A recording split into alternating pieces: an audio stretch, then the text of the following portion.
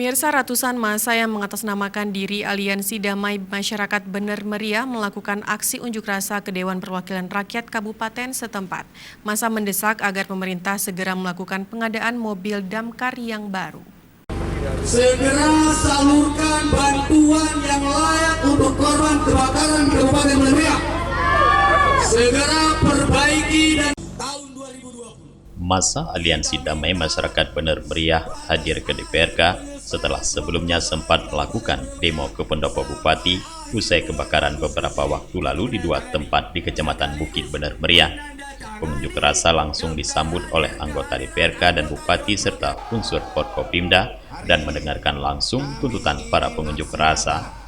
Dalam orasinya, massa menuntut segera mengevaluasi tata kelola pemerintahan, meminta aparat hukum mengusut tuntas dugaan korupsi di BPBD, mempertegas pemberhentian caleg BPBD oleh Bupati, mempercepat perbaikan damkar, menjadikan program pengadaan unit damkar sebagai prioritas APBKP 2020 untuk masing-masing kecamatan, meningkatkan SDM personil damkar, dan memberikan kompensasi selayaknya bagi korban kebakaran di Simpang 3 yang diduga akibat kelalaian pelayanan pemadam kebakaran. Ini mungkin aksi kali ini terkait sudah dua kali kejadian kebakaran di Kabupaten Bener Meriah. Intinya ini luapan emosi dari masyarakat Bener Meriah. Sudah dua kali kebakaran, tapi pemerintah lalai. Tidak ada damkar sama sekali.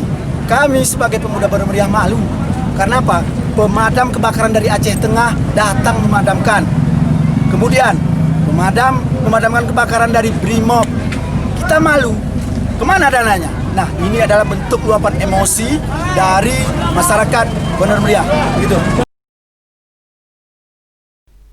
Bupati Bener Meriah dan Ketua DPRK usai orasi langsung menandatangani petisi atau tuntutan dari pengunjuk rasa.